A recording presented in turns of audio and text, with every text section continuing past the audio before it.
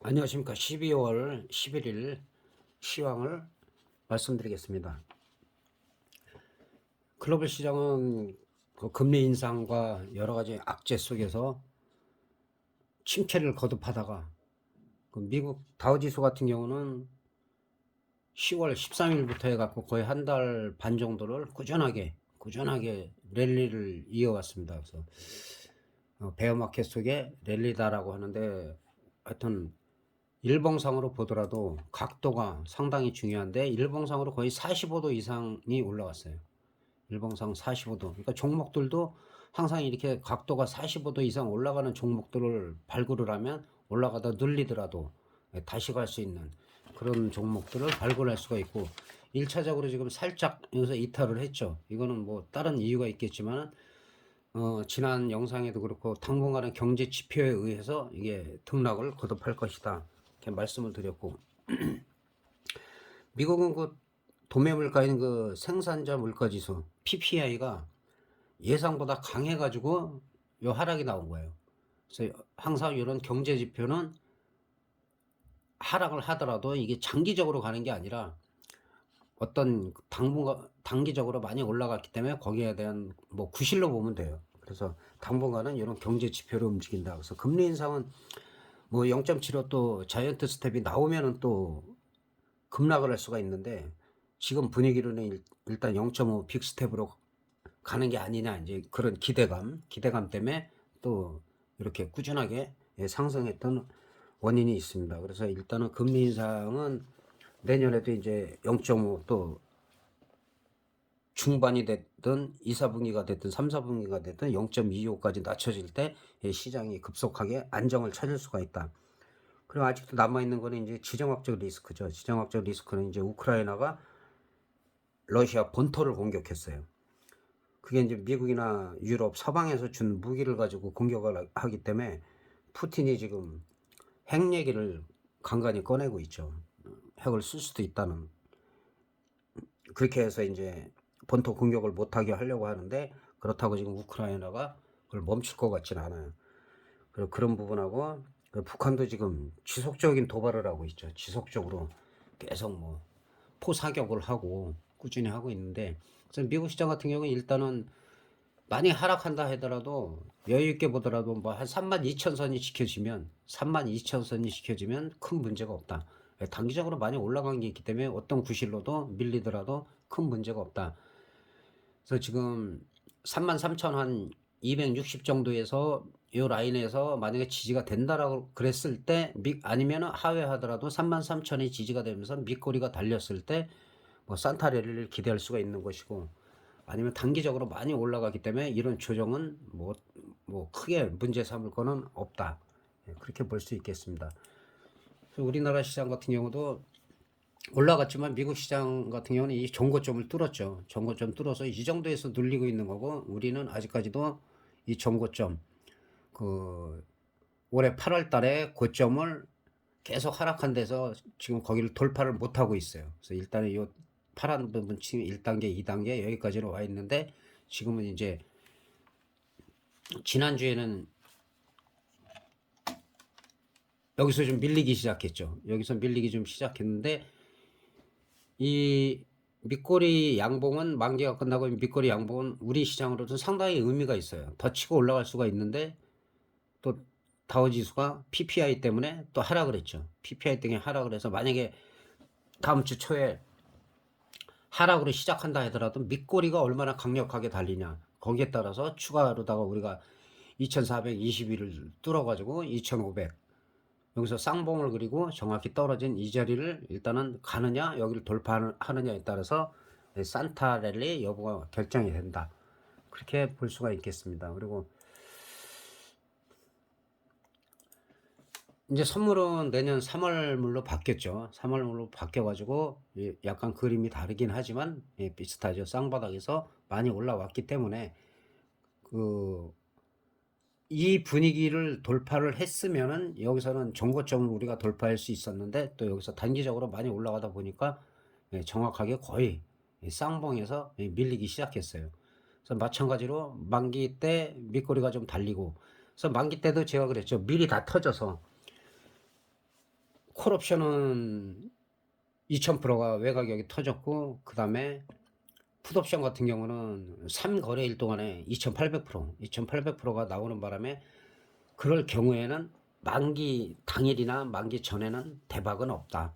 항상 말씀을 드렸는데 12월의 특수성은 있다라고 말씀을 드렸어요. 근데 수급이 받쳐줘야 되는데, 터질 경우에 보면은 보통 8천억에서 1조 2천억까지 외인이 매수를 하든 매도를 할 때, 그럴 때 거의 터지는데, 이번에 같은 경우는 뭐 1,000억 가지고 놀았어요. 그 얘기는 뭐냐면 개인들이 방어를 잘했어요. 개인들이 딴 때 같은 막 40억, 80억, 100억, 120억, 200억 한쪽으로 그렇게 몰리는데, 그랬으면은 아마 터졌을 거예요. 그래서 상당히 조심스럽게 12월 만기 때는 운영을 했다는 거. 그래서 개인들이 조금 얕게 했다고 볼 수 있고, 그렇다고 큰 수익을 올린 거는 아닌데 어쨌든 크게 당하지는 않았다는 거. 그런 부분에서는 좀 고무적이긴 한데, 그러다 보니까 외국인도 그냥 미리 다 터트려서 콜프 다 터졌기 때문에 그냥 만기 때는 제가 저점에서 중박은 나올 수 있다. 그래서 307.5 콜이 0.15까지 뺐죠. 0.3 때면은 승부가 가능하다라고 했는데 0.15에서 뭐 0.77까지 가가지고 뭐 계산상으로는 한 500% 조금 넘게 나왔어요. 그래서 중박 정도는 나왔는데, 항상 이게 나오더라도 어디서 나오느냐. 그래서 제가 그거를 두 번, 세 번이 아니라 요새는 한 10번 정도로 나눠서 분할 매수를 해야지 손실을 안 본다. 207.5 같은 경우도 0.3에서 0.5 정도면 한번 노릴만 하다 했는데, 일단은 0.77까지 갔고, 그 다음 100%가 두 번이 나왔었죠. 그래서 그 어느 정도 수익이 났을 때는 원금이나 수익금 일부를 찾고 취급 빠지고 한 두세 번 하신 분들은 또 괜찮았을 수 있고, 어느 한쪽에 몰빵을 해가지고 내 가격적으로 등 가격적으로 자꾸 옮겨야 돼요. 옮겨야 되는데 그걸 안 하면 올라가더라도 그대로 휴지가 돼버리기 때문에, 항상 가격이 너무 지나치게 빠지는 것 같다 하면 좀 쉬고, 그런데 만기나 변동성이 있을 때는 내가 예를 들어서 콜 포지션을 샀는데 콜이 빠지기 시작해 풋으로 올라가면 바로 그 망설이지 말고 반대쪽으로 절반이라도 해지를 하라고 제가 말씀드리는 게, 그러면은 오히려 그 해지한 게 더 좋을 수가 있고, 그래서 어느 정도 수익이 나서 자꾸 나머지를 갖다가 이제 물린 거 가지고 홀딩을 하든지, 그 만기 막판에 나온 500% 정도 나온 그럴 때도 본전 이상에서 빠져나올 수가 있는 건데, 몰빵해서 너무 많이 물려버리면은 계속 밀릴 때 겁나니까는 다 치게 돼 있어요. 그 다음에 이제 반등이 나올 때는 이제 바라만 보기 때문에, 항상 변동성 클 때나 금액이 무리하지 않게 작은 금액으로 다 해서 분할 매수를 반드시 하라는 거. 그러면은 큰 문제가 없습니다. 그리고 오히려 만기 지나서 평이할 때 오히려 선물이나 아니면은 베팅을 오히려 조금 더 강하게 해도 안정성이 있죠. 단 수익이 났을 때, 항상 손실 봤을 때 하면 안 되기 때문에. 그리고 지금 만기가 끝나가지고 프리미엄이 아시는 대로 비싸기 때문에 그 개별적으로 콜옵션은 뭐 310일 정도기 때문에 지금 풋이 상당히 비싸죠. 많이 올라갔으니까. 그래서 월요일 날, 화요일 날도 예를 들어 장 초반에 밀리더라도 밑꼬리가 달 때 따라 들어가면 되는데, 312 같은 경우는 지금 같은 경우는 뭐 한 2점대, 320 정도까지는 매매해도 괜찮을 것 같고, 뭐 그 밑에도 상관은 없어요. 근데 너무 작으면 변동성이 작으니까 그 320 정도로 매매를 하시다가, 이제 만약에 한 호가씩 올라가면 한 호가씩 외가격으로 올라가면 되고, 그다음에 풋옵션 같은 경우는 지금 꾸준하게 올라갔기 때문에 지금 가격이 좀 비싼 편이에요. 그래서 가급적이면은 300도 이게 어떻게 될지 몰라요. 그러니까 특이한 추가적인 악재가 없다면 300이 행사되기가 1월 물이 쉽지가 않기 때문에, 가급적이면 300 밑으로는 좀 조심하라는 거. 당일 매매는 상관이 없어요. 아, 내가 금액이 작아서 좀 싼 걸 하겠다. 그거는 상관이 없어요. 오바다에서는 쉽게 하지 말라는 거. 프리미엄이 너무 급격하게 죽기 때문에, 그런 부분만. 당일 매매는 그 주식의 단타랑 똑같기 때문에 상관이 없어요. 매도도 당이라는 거는 상관이 없어요. 매도에서 오버나이트 되면 손실이 무한되기 때문에 위험하다는 것이니까, 그런 부분 참고하시면 될 것 같습니다.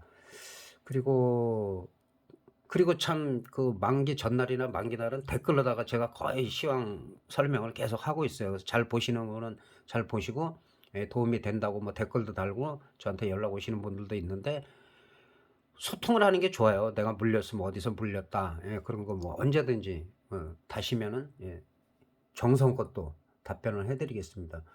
그리고 주식을 몇 종목 살펴보면은 일단 신한주주 같은 경우 이런 종목들이 괜찮다. 왜냐? 지금 추세가 지금 곧 저점을 계속 높이고 있어요. 근데 고점은 크게 높이지는 못하고 있는데, 그러니까 요 자리죠. 지금 요 라인 두 개 친 자리, 여기서 지금 계속 공방이 치열한데 매물대가 좀 두텁다는 얘기예요. 그러니까 여기도 올라갔다가 그냥 내려왔죠. 그리고 이제 이게 다시 올라가더라도 한번 지지가 돼 갖고 돌파를 해 갖고 4만 원 정도까지는 갈 수가 있다. 근데 4만 원 돌파하면 그때는 그 위에 라인대로 추가 상승도 가능하다. 그래서 지금 분위기에서는 하락을 하더라도 항상 이 저점만 보시면 돼요. 여기만 이탈 안 하면, 이탈 안 했을 때는 괜찮은데 추세적으로 지금 저점을 계속 높여가고 있다는 거, 예, 그런 부분에서 조금 점수를 줄 수가 있습니다.